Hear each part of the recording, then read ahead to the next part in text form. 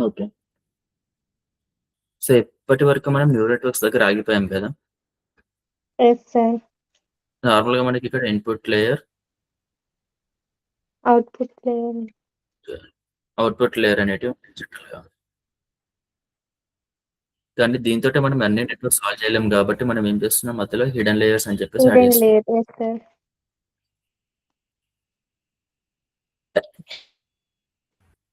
ఓహ్! Sorry. So, ఇది neural network right? Yes ఇప్పుడు నేను సార్. మీకు ఏం చెప్పబోతున్నా అంటే చాలా థియరిటికల్ కాన్సెప్ట్. ఇప్పుడు రియల్ వరల్డ్‌కి వచ్చేసరికి మెయిన్‌గా 2 టైప్స్ ఆఫ్ ప్రాబ్లమ్స్ చూస్తూ ఉంటాం. ఒకటి టెక్స్ట్ టు టెక్స్ట్. ఇప్పుడు చాట్‌జీపీటీ ఉంది రైట్? Yes sir. దాంట్లో మీరు ఇన్‌పుట్ ఇచ్చేది ఏంటిది టెక్స్టే కదా! Yes sir. అవుట్‌పుట్ వచ్చేసి కూడా టెక్స్టే. తర్వాత సేమ్ ఇలాంటి మోడల్స్‌కే మీరు ఇన్‌పుట్ ఒకవేళ ఏదైనా ఇమేజ్ ఇస్తే, మీ రియల్ లైఫ్ ఇమేజ్, అవుట్‌పుట్ వచ్చేసరికి యానిమే స్టైల్ లేకపోతే గిబ్లీ స్టైల్ అని చెప్పేసి వస్తాయి. మీకు ఇది ఐడియా ఉంది కదా! రియల్ వరల్డ్ ఎలా ఉంటున్నాయని. ఇవి ఎలా యెస్ చేయొచ్చు సార్. న్యూరల్ నెట్వర్క్స్ తోటి అనేది చాలా క్విక్‌గా చెప్తాను నేను. ఇక్కడ మీకు ఏదైతే నెట్వర్క్ కనబడుతుందో చాలా సింపుల్ న్యూరల్ నెట్వర్క్ ఇది. ఈ న్యూరల్ నెట్వర్క్ అనేది డీప్ లెర్నింగ్ అనే కోర్స్ నుంచి వచ్చే ఫస్ట్ ఆల్గోరిథం. అంటే ఇప్పుడు ఇందాక మీకు చెప్పింది machine learning right? Yes sir. దీని నెక్స్ట్ కోర్స్ వచ్చేసి డీప్ లెర్నింగ్. దాంట్లో మీరు ఫస్ట్ న్యూరల్ నెట్వర్క్ గురించి నేర్చుకుంటారు. దాని తర్వాత CNN, convolutional neural networks, RNN, recurrent neural networks, LSTM, GRU, ఇలా చాలా నెట్వర్క్స్ ఉంటాయి. దాంట్లో ఒక దగ్గర ట్రాన్స్ఫార్మర్స్ కూడా నేర్చుకుంటారు మీరు. ఈ ట్రాన్స్ఫార్మర్స్ అనే నెట్వర్క్ కి ఎన్కోడర్, డీకోడర్ అని రెండు ఉంటాయి. దీంట్లో డీకోడర్ అనే బ్లాక్ ఏదైతే ఉందో ఇదే చాట్‌జీపీటీ ఆర్కిటెక్చర్. నేను మీకు చెప్పదలుచుకుంది ఏంటంటే ఇలాంటి నెట్వర్క్స్ అనేటివి చాలా ఉంటాయి మీకు నేర్చుకునేటివి ఈ కోర్సులో.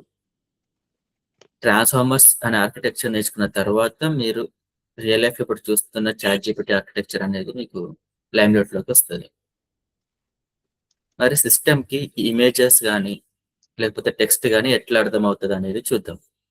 సో, ఇప్పుడు నేనేం చేస్తున్నా అంటే ట్రాన్స్‌ఫార్మర్ ఆర్కిటెక్చర్ నేర్చుకొని చాట్‌జీపీటీకి ఎలా చేయాలి అనేది కాకుండా సింపుల్‌గా మన దగ్గర ఒక న్యూరల్ నెట్వర్క్ ఉంటే మనం డేటాని ఎలా ఫీడ్ చేస్తామని చెప్పబోతున్నాను మీకు. ఇమేజెస్‌కైతే ఎలా ఫీడ్ చేస్తాం, టెక్స్ట్‌కైతే ఎలా ఫీడ్ చేస్తామని. ఓకేనా?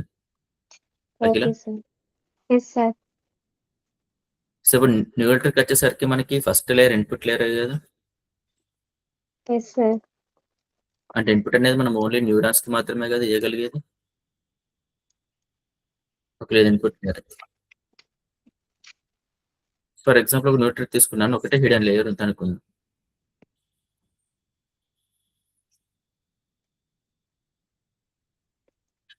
ఒక అవుట్‌పుట్ లేయర్ ఉంది. Yes so, sir. ఇప్పుడు మీకు చెప్తున్న పాయింట్ ఏంటిదంటే ఒక ఇమేజ్‌ని మనం ఎలా ఫీడ్ చేయొచ్చు ఈ నెట్వర్క్ అనేది. ఇప్పుడు ఇమేజ్ అంటే ఏంటిది? ఒక మ్యాట్రిక్స్ అండి. మీకు ఐడియా ఉందా ఇమేజ్ అంటే ఏంటిదని? ఫర్ ఎగ్జాంపుల్ 1080 స్టార్ 1080 అని ఒక ఇమేజ్ తీసుకుంటున్నట్టు దాని అర్థం ఇది ఒక మ్యాట్రిక్స్. మొత్తం ఎన్ని రోస్ ఉన్నట్టు? 1080 రోస్, 1080. Yes sir. 1080 కాలమ్స్ 1080 ఉన్నాయి. కాలమ్స్.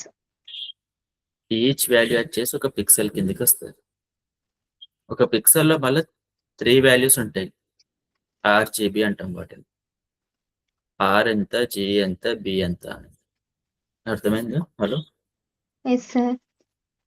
సో, ఒక మ్యాట్రిక్స్ 1080-1080 అంటే మొత్తం ఎన్ని వాల్యూస్ ఉంటాయి? Rows into columns. Columns into channels. ఇవన్నీ వాల్యూసే గదా! Yes sir. సో, ఈ వాల్యూస్ అన్నీ ఒక్కొక్కటి ఒక్కొక్క న్యూరాన్‌కి ఇచ్చుకుంటూ ఎళ్తారు. అంటే మొత్తం ఇన్‌పుట్ లేయర్‌లో ఎన్ని న్యూరాన్స్ ఉండాలి? ఇక్కడ కింద ఎంత నంబర్ ఉందో అన్ని న్యూరాన్స్ ఉండాలి. సో, మనకి యెస్ ఒక ఇమేజ్ చూడటానికి ఇమేజ్‌లా కనిపించినా గూడా సిస్టమ్‌కి మీకు నంబర్స్ లాగా ఎలా కనిపిస్తుందనేది అర్థమవుతుందా? ఆ ఇమేజ్‌ని మనం కన్వర్ట్ చేసుకుంటాం నంబర్స్ కింద. కన్వర్ట్ చేయడం అంటే ఏంటిది? ఇమేజ్‌ని రీడ్ చేస్తే సిస్టమ్ నంబర్స్‌నే కదా రీడ్ చేసేది. Yes sir. సో, ఒక ఇమేజ్ ఇచ్చి మీరు పైథాన్ కోడ్‌లో ప్రింట్ చేస్తే మీకు ఇట్లా నంబర్సే ప్రింట్ అయితాయి బయటికి. ప్రింట్ అయిన నంబర్స్‌లో ఒక్కొక్క నంబర్ ఒక్కొక్క ఇన్‌పుట్ న్యూరాన్‌కి ఇచ్చుకుంటా పోతారు అంతే. ఇది క్లియరా? Yes sir. ఇమేజెస్కి వచ్చేసరికి ఓకే. ఇప్పుడు టెక్స్ట్ అనేది ఎలా ఇస్తారు అనేది క్వశ్చన్. ఇప్పుడు టెక్స్ట్ అంటే ఏంటిది? యాపిల్ అని ఉంది. ఇప్పుడు యాపిల్ అనేది ఎట్లా ఇస్తారు మీరు? ఇదే ఇన్పుట్ న్యూరాన్‌కి. ఎనీ కేస్ సిస్టమ్‌కి అర్థమైతది యాపిల్ అంటే ఏంటిదనేది. నెట్వర్క్ ఇప్పుడు ఇక్కడ ఫస్ట్ న్యూరాన్‌కి నేను యాపిల్ అని ఇన్పుట్ ఇస్తున్నట్టు సిస్టమ్‌కి అర్థమైతదా? ఏమైనా క్యాలిక్యులేషన్స్ చేయగలుగుతదా? యాపిల్ ఇంటూ 2 లేకపోతే యాపిల్ ఇంటూ 3, యాపిల్ ఇంటూ 4 అంటే. సార్. సో సిస్టమ్‌కి అర్థమయ్యే భాషలో ఉండాలి గదా! ఎస్ దానికి సార్. ఏం చేస్తామంటే ఫస్ట్ న్యూరల్ నెట్వర్క్ కిందకి ఇన్పుట్స్ ఇయ్యకముందే ఆల్రెడీ ప్రతి ఒక్క వర్డ్‌కి ఒక వెక్టార్ కనుక్కొని ఒకటుంటుంది మనకి వర్డ్ టు వెక్ అని చెప్పేసి. యాపిల్‌కి ఒక వెక్టార్. బనానాకి ఒక వెక్టార్. ఇదంతా ఆల్రెడీ కనుక్కొనే ఉన్నారు మనకి. ఓకేనా? ఎన్నో యూనివర్సిటీస్ రీసెర్చ్ చేసి కొన్ని నెట్వర్క్స్ ట్రైన్ చేసి ఒక్కొక్క వర్డ్ ఇంగ్లీష్ డిక్షనరీలో ఎన్ని వర్డ్స్ ఉన్నాయో ప్రతి వర్డ్‌కి ఒక వెక్టార్ ఉంటది ఆల్రెడీ. ఈ వెక్టార్స్‌ని ఎస్. ఎంబెడింగ్స్ అంటారు.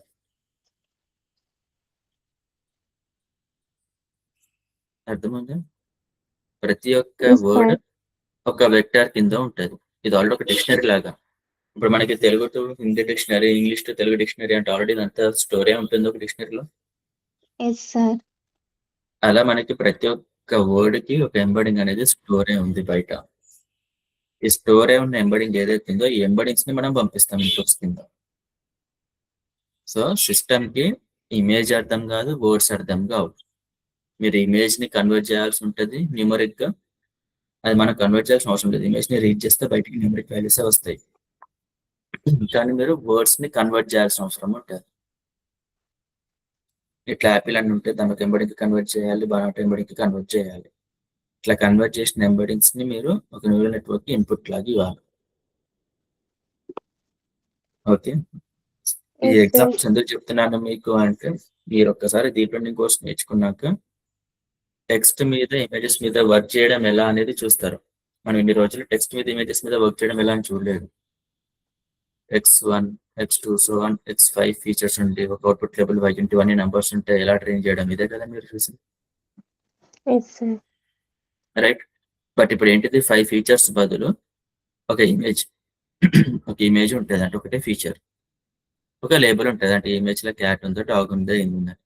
సో ఇప్పుడు ఎస్. ఇమేజ్‌ని కన్వర్ట్ చేస్తే ఇన్ని వాల్యూస్ వస్తాయి. ఇన్ని వాల్యూస్‌ని మీరు నెట్వర్క్‌కి ఇయ్యాలి. 1 by 1. Okay. So yes sir. క్విక్‌గా రీక్యాప్ చేస్తే మనం కోర్స్‌లో నేర్చుకుంది ఏంటిది ఇప్పటివరకు ఎంఎల్ కోర్స్‌లో అంటే first thing linear regression model equations నేర్చుకున్నాం మనం. అంటే ఫస్ట్ లీనియర్ రిగ్రెషన్ నేర్చుకోకముందే line equations, plane equations, point equations ఇవన్నీ. Yes sir. ఈ లీనియర్ రిగ్రెషన్‌లోకి డెప్త్‌గా పోయి మనం ఏం చేస్తాం? లాస్ ఫంక్షన్ ఏంటిది? డబుల్ డిఫరెన్షియేషన్ తోటి ఆ లాస్ ఫంక్షన్ అనేది ఎలాంటి కర్వ్, అప్‌వర్డ్ కర్వా, డౌన్‌వర్డ్ కర్వా? ఒక డేటా సెట్‌ని మనం ఎలా స్ప్లిట్ చేసుకోవాలి? ఎప్పుడు ట్రైనింగ్ చేయాలి? ఎప్పుడు టెస్టింగ్ చేయాలి? రైట్? సేమ్ ఎస్ ఇదే సార్. లీనియర్ రిగ్రెషన్ చేసినట్టే మనం సెకండ్ థింగ్ లాజిస్టిక్ రిగ్రెషన్‌కి చేసాం. లీనియర్ రిగ్రెషన్ యొక్క లాజిస్టిక్ రిగ్రెషన్ ఎందుకు చేసామనంటే లీనియర్ రిగ్రెషన్ అనేది రిగ్రెషన్ ప్రాబ్లమ్ సాల్వ్ చేయడానికి. లాజిస్టిక్ రిగ్రెషన్ అనేది క్లాసిఫికేషన్ ప్రాబ్లమ్స్ సాల్వ్ చేయడానికి. Yes sir. Right? Yes sir. కానీ లాజిస్టిక్ రిగ్రెషన్‌లో ఉన్న ఒక లిమిటేషన్ ఏంటిదంటే ఓన్లీ 2 క్లాసెస్‌కి మాత్రమే సాల్వ్ చేసేలాగా ఉంది. Multiple s classes sir. Solve చేయడానికి మనం 1 versus 1 approach, 1 1 versus versus all all. Approach చూసాం. Yes sir. ఈ రెండిటికి ఉన్న బేసిక్ డిఫరెన్స్ ఏంటిదంటే లాస్ ఫంక్షన్స్ వేరు. పైనేమో మీన్ స్క్వేర్ లాస్. కిందికొచ్చేసేమో లాగ్ లాస్. Yes sir. మనం చూసాం కదా లాగ్ కర్వ్ ఇవన్నీ చిన్న చిన్న డిఫరెన్సెస్ ఉన్న హైయర్ వాల్యూస్ రావడానికి ఎలా యూజ్ చేస్తున్నాం అనేది. Yes sir. రైట్? సో ఇలాంటి డిఫరెన్సెస్ అయిపోయాక మనకి ఇంకొక లిమిటేషన్ వచ్చింది. ఏంటిది అంటే ఒక గ్రాఫ్‌లో ఇలా అపోజిట్ పాయింట్స్ ఉంటే అపోజిట్ పాయింట్స్‌ని మనం లాజిస్టిక్ రిగ్రెషన్ తోటి క్లాసిఫై చేయలేకపోయాం. అంటే ఒకటే ప్లేన్ ఈక్వేషన్ తోటి సెపరేట్ చేయలేకపోయాం ఈ పాయింట్స్‌ని. అప్పుడు ఎస్ మనం సార్. ఇంట్రొడ్యూస్ చేసుకుంది ఏంటిది? Neural neural network network. Sir. అంటే ఏంటిది? అండ్ ప్రాబ్లమ్స్ అనేది లాస్ట్ తో సాల్వ్ అయినాయి, కానీ yes స్టార్ sir, ప్రాబ్లం మాత్రం ఓన్లీ న్యూరల్ నెట్వర్క్ తోనే సాల్వ్ అయింది. సో ఇక్కడ yes sir, ఆల్గరిథమ్స్ డిఫర్ అయిన ఈ 3 ఆల్గరిథమ్స్ లో మీరు వ్యాలిడేషన్ వాడచ్చు, డేటా సెట్స్, క్రాస్ వ్యాలిడేషన్ వాడచ్చు, training data sets, testing data set ఎట్లాగా అదే కాన్సెప్ట్స్ ఉంటాయి. డేటా ప్రీ ప్రాసెసింగ్ లో కూడా మిస్సింగ్ వాల్యూస్ ని ఫిల్అప్ చేయడం, ఎక్స్ట్రా ఫీచర్స్ ని యాడ్ చేయడం, ఉన్న ఫీచర్స్ సిమిలర్ ఉంటే తీసేయడం, ఇవన్నీ సిమిలర్ గానే ఉంటాయి కాన్సెప్ట్స్ ఈ 3 ఆల్గరిథమ్స్ కి. డిఫర్ అయ్యేది ఏంటంటే లాస్ ఫంక్షన్స్ డిఫర్ అవుతాయి ఇక్కడ ఈ మూడిటికి. కానీ ఏదైతే ప్రొసీజర్ ఉంటుందో అదే ఫాలో అవుతారు. సో ఒక డేటా సెట్ ఇస్తే ఫస్ట్ మీరు చేసే ప్రాసెస్ ఏంటిదంటే డేటా ప్రీ ప్రాసెసింగ్. అంటే ఏంటి, డేటా సెట్ ని ప్రాపర్ గా క్లీన్ చేయడం, అండ్ వాల్యూస్ మిస్ అయితే వాటిని ఫిల్అప్ చేయడం, ఇలాంటివన్నీ. డేటా ప్రీ ప్రాసెసింగ్ అయిపోయినాక ఒక మోడల్ సెలెక్ట్ చేసుకుంటారు. మన కేసులో for example neural network select చేసుకుందాం అనుకుంటాం. Okay, yes sir, third thing ఏం చేస్తారు, మోడల్ సెలెక్ట్ చేసుకున్నాక ఉన్న డేటా అంటే క్రాస్ వాలిడేషన్ ఇస్తారు. అంటే ఏంటిది 5 క్రాస్ వాలిడేషన్ అంటే 5 different types of data sets వస్తాయి మీకు. అవునా? yes sir, తర్వాత న్యూ నెట్వర్క్ ని మీరు ఒక 4-5 టైప్స్ లో ట్రైన్ చేయొచ్చు. అంటే మీ దగ్గర ఎన్ని మోడల్స్ ఉన్నట్టు న్యూ నెట్వర్క్స్ కి, అంటే లెర్నింగ్ రేట్ వేరే వేరే పెట్టచ్చు. ఒక న్యూ నెట్వర్క్ లో ఒకటే హిడెన్ లేయర్ ఉండొచ్చు, ఇంకో న్యూ నెట్వర్క్ లో 2 హిడెన్ లేయర్స్ ఉండొచ్చు. ఇట్లా ఎన్ని different types of new networks try చేసి మీరు ఒక 5 వరకు ట్రై చేయొచ్చు కదా. yes sir, సో మీ దగ్గర 5 న్యూ నెట్వర్క్స్ ఉన్నాయి, 5 డేటా సెట్స్ ఉన్నాయి, అంటే మొత్తం ఎంత 25 టైమ్స్ ట్రైన్ చేస్తారు, రైట్? yes ప్రతి sir, ఒక్క న్యూరల్ నెట్వర్క్ ఏదైతే ఉందో 1 to 5 డేటా సెట్స్ మీద ట్రైన్ అవుతాయి కాబట్టి ప్రతి దానికి 5 అక్యురసీస్ ఉంటాయి, వాలిడేషన్ అక్యురసీస్. వీటన్నిటిని యావరేజ్ చేస్తే ఈ 5 నెట్వర్క్స్ లో ఏది మంచి నెట్వర్క్ మీకు బయటకు వస్తుంది. అవునా? yes sir, for example third network బయటకు వస్తే మంచిది అని చెప్పేసి థర్డ్ నెట్వర్క్ ఏం చేస్తే మీ దగ్గర ట్రైనింగ్ డేటా సెట్ మొత్తం మీద మళ్ళీ ట్రైన్ చేస్తారు.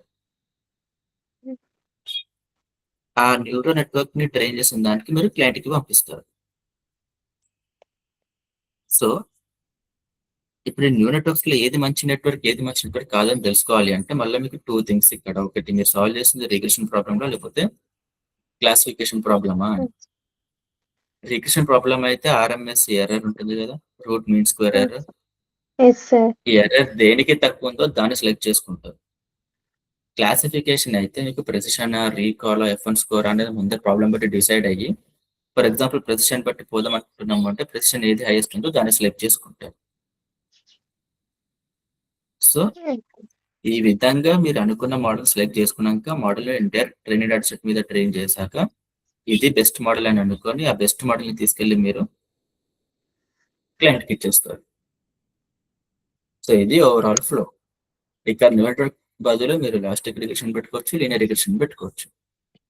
రిగ్రెషన్ బట్టి కొన్ని ఫార్ములాస్ మారుతాయి, లాస్ ఫంక్షన్స్ మారుతాయి. కానీ మీకు ఎవరైనా డేటా మోడల్ ని ట్రైన్ చేయాలి మిషన్ లెర్నింగ్ అంటే ఫాలో అయ్యే స్టెప్స్ అంతే ఇవే. క్లియర్ అయ్యి? yes sir, సో మీరు కోర్స్ లో నేర్చుకునే ముందా అంటే 3 ఆల్గరిథమ్స్ ఇన్ డీటెయిల్డ్ గా లాస్ ఫంక్షన్స్ తో పాటు వాటి వెనుక ఉన్న మ్యాథమెటికల్ రీజనింగ్ కూడా నేర్చుకున్నారు. సో ఇది ఏంటంటే వాటిది మనకి లాస్ట్ క్లాస్ ఇది. So that's it. ఇంకా okay అటెండెన్స్ కూడా వాళ్ళందరికీ వేసేస్తాను మాక్సిమం. okay sir, సరే అండి, బాయ్ అండి ఎవరికి. Hello thank you sir. అందరికి. హలో ఎవరు? hello, మౌలా అలీ షేక్. సార్, ఇది లాగ్ బుక్ ఎట్లా రాయాలి? చెప్పండి. లాగ్ బుక్ అది ఎట్లా నాకు రాయాలి ఐడియా సార్? లేదు, మేనేజ్మెంట్ టీమ్ తోటి మాట్లాడతాను. అది నాకు ఐడియా లేదు, సరే. మేనేజ్మెంట్ టీమ్ తోటి నేను మాట్లాడి వాళ్ళతోనే ఫార్వర్డ్ చేపిస్తాను మీకు. Okay sir. ఓకే.